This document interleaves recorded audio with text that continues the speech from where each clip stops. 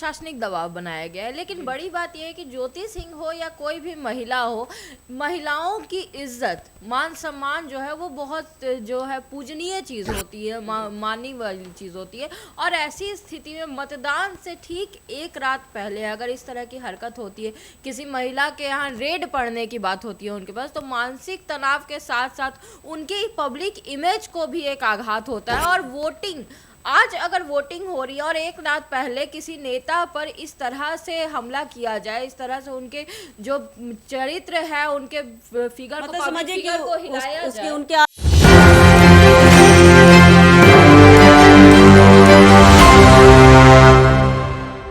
नमस्कार, बहुत बहुत स्वागत है आपका एक T24 देख रहे हैं। यहाँ पर मैं हूँ आपके साथ ब्यूटी। देखिए, पहले चरण का मतदान समाप्त हुआ और आज दूसरे चरण का मतदान भी समाप्त होने ही वाला है। लेकिन इसी मतदान के बीच देखिए एक बड़ा विवाद, मतदान से ठीक एक दिन पहले, एक रात पहले ज्योति सिंह के जिंदगी में फिर एक विवाद खड़ा हो गया। वो विवाद क्या था? ज्योति सिंह के होटल में 3 घंटे तक कांस्टेबल खड़े रहे, मानो कि मानसिक रूप से उन्हें प्रताड़ित किया जा रहा है। अब इसके पीछे भी ये शक की सुई है जो उनके पति पवन सिंह पर ही जाकर टिक गई है। तो जानेंगे अपने सहयोगियों से कि क्या कुछ मामला इसके पीछे का। तो राहुल जी, बता सकते हैं आप कि देखिए, जिस तरह से ज्योति सिंह निर्दलीय चुनाव में खड़ी हैं, आज दूसरे चरण का मतदान भी होने जा रहा है, लेकिन देखिए ठीक मतदान से एक रात पहले इस तरह से वो एक औरत है, लेडीज हैं, उनको इस तरह से प्रताड़ित किया जा रहा है, यानी डराया धमकाया जा रहा है।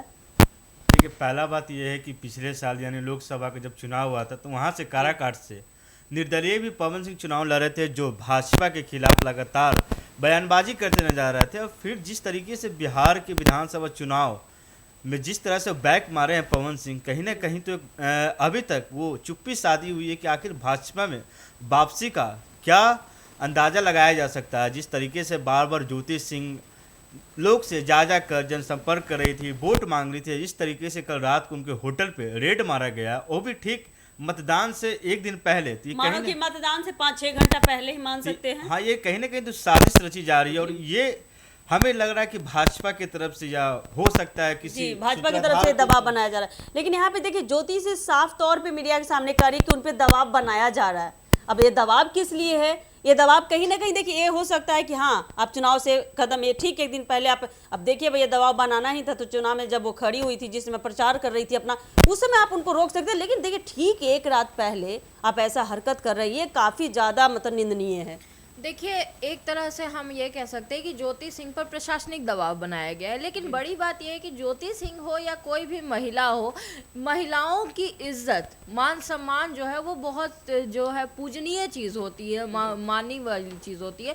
और ऐसी स्थिति में मतदान से ठीक एक रात पहले अगर इस तरह की हरकत होती है, किसी महिला के यहाँ रेड पड़ने की बात होती है उनके पास, तो मानसिक तनाव के साथ साथ उनकी पब्लिक इमेज को भी एक आघात होता है। और वोटिंग, आज अगर वोटिंग हो रही है और एक रात पहले किसी नेता पर इस तरह से हमला किया जाए, इस तरह से उनके जो चरित्र है, उनके फिगर मतलब समझिए कि हिलाया उसकी उनके आचरण तो धूमिल हो रही है, तो फिर जनता जो है वो तो अपना वोट जो है वो खींच लेगी। तो एक तरह से ये माना जा सकता है कि उनके वोट बैंक को गिराने की बात हो रही है। हम लगातार देखते आए हैं कि ज्योति सिंह अकेले ही लड़ी है। जब काराकाट से पवन सिंह निर्दलीय लड़ रहे थे तो उस वक्त ज्योति सिंह उनके साथ प्रचार में थी। लेकिन जब ज्योति सिंह के निर्दलीय लड़ने की बात आई तो उनका साथ किसी ने नहीं दिया। वो औरत जो है एक अकेली एकला चलो की नीति पर चल रही थी। और ऐसी स्थिति में आज उन्हें मानसिक प्रताड़ना दी जा रही है। लगातार वीडियोज आ रहे हैं, कभी वो पवन सिंह के यहाँ जाती है तो उनको पुलिसकर्मी रोक देते हैं, उनसे मिलने नहीं दिया जाता है। फिर आज इस तरह से वोटिंग के एक दिन पहले इस तरह की प्रशासनिक कड़ाई उन पर होती है। तो ये सीधी सीधी बात है कि कोई नहीं चाह रहा है कि ज्योति सिंह जो है वो इलेक्शन लड़े और जीते, क्योंकि अगर जीत जाती है तो फिर किसी और को इससे दिक्कत हो गया। वो कोई और है, कौन है, ये तो पूरी जनता ही जानती है। नहीं, देखिए ना, आप लगातार आप देख सकती है, अगर पिछले कुछ महीनों या कुछ सप्ताह के आंकड़े अगर निकाल के देखेंगी तो उन पे लगातार इस तरह के प्रशासनिक दबाव बनाए जा रहे हैं। मतलब उनका मानसिक स्थिति किस लेवल पे जाएगा आप ये सोचिए। वो एक पहली बात है कि वो एक महिला है। दूसरी बात है कि विवादों में हमेशा से घिरी रही हैं। जिस तरह से वो एक मतलब टूटी हुई महिला है, पवन सिंह के साथ लगातार वो अपनी मांग कर रही हैं कि हाँ, हमारा रिश्ता ठीक किया जाए।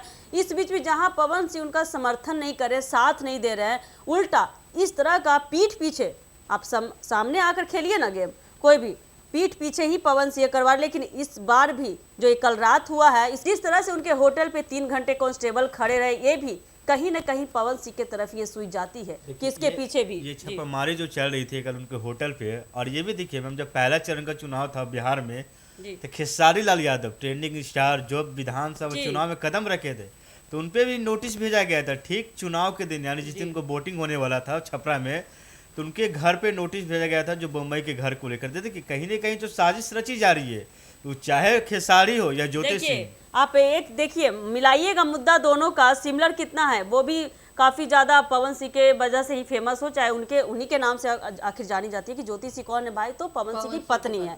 खेसारी लाल यादव कौन है भाई, तो आरजेडी के समर्थन है, आरजेडी के तरफ से खड़े हुए हैं। और पहले से भी खेसारी लाल यादव का पहले से भी अपना एक जज्बा है, अपना एक नाम है, भोजपुरी कलाकार है, अच्छे गायक भी हैं। तो इस वजह से देखिए दोनों को अगर मिलाइएगा तो दोनों का मुद्दा सेम है। चुनाव से ठीक एक दिन पहले या चुनाव के दिन ही इस तरह से दबाव बनाना मानसिक रूप से ये बहुत ज्यादा निंदनीय हो जाता है। मैम, इस पे मैं कुछ कहना चाहूंगी। स्थिति बिहार की काफी गंभीर है। बिहार विधानसभा चुनावों में ये कोई 1 या 2 केस नहीं है जो हमारे सामने आ रहा है, और ये यूं मान के चले कि पिछले कुछ वर्षों में लगातार ही ये हो रहा है कि प्रशासनिक सेवाएं जो है वो अपनी पर्सनल सेवाएं बन गलत जगह यूज की जाती है, अपनी पर्सनल सेवाएं बन गई है। अब इसका दोष आप सरकार को दीजिए, चाहे सरकार चलाने वाले लोगों को, भ्रष्टाचार को दीजिए या किसी और को, लेकिन चुनाव आयोग से लेकर के ईसी, इनकम टैक्स, सब इसके लपेटे में, सब पर शक की सुई जा रही है कि भाई वो कोई भी ऑटोनॉमस नहीं रह गया है, कोई भी अपने बेसिस पे नहीं रह गया। अब इस स्थिति में जो विरोधी वोट बैंक तगड़ा रखते हैं, जिनके पास तगड़ा वोट बैंक हो, ज्योति सिंह के पास जनता की सिंपैथी है, संवेदनशील है जनता उनके प्रति, और वही खेसारी लाल का भी एक अच्छा वोट बैंक है। ऐसी स्थिति में उनकी जो छवि है उनको धूमिल करने की अगर कोशिश की जा रही है तो ये जाहिर है कि उनके वोट बैंक से डर करके की जा रही है। कहीं ना कहीं देखिए ना कि अभी काराकाट में, अभी काराकाट का जो वीडियोस आया है, काराकाट में देखिए कि किस तरह से महिलाएं समर्थन करी ज्योति सिंह का। इतने मतलब इतना होने के बाद भी लगातार महिलाएं उनके सपोर्ट में खड़ी हैं ताकि उनका मनोबल न टूट जाए। देखिए अब जब महिलाएं होकर ज्योति सिंह का समर्थन कर रही है तो ये कौन है जो पीठ पीछे ऐसा खेल खेल रहे हैं, ये सबसे बड़ा सवाल खड़ा होता है। अब जनता ही जानेगी कि जिस तरह से ज्योति सिंह को प्रताड़ित किया जा रहा है मानसिक रूप से, अब जनता ही तय करेगी कि ज्योति सिंह को आने वाले समय में भी इसका इंसाफ मिलता है, या जिस तरह से वो पति से धोखा खाई, जैसा कि ज्योति सिंह कहती हैं, उनके पॉइंट ऑफ व्यू से देखा जाए तो जिस तरह से वो पति से धोखा खाई, कहीं ना कहीं वो जनता से धोखा ना खा जाए। यही अब जाहिर होता है। क्या कुछ होता है आने वाले समय में, ये काफ़ी देखना दिलचस्प होने वाला है। क्या ज्योति सिंह इससे टूट जाती हैं या इससे उनका मनोबल और बढ़ता है, तो क्या कुछ होता है। तब तक के लिए बने रहिए हमारे एक न्यूज़ 24 के साथ। दीजिएगा इजाज़त, धन्यवाद।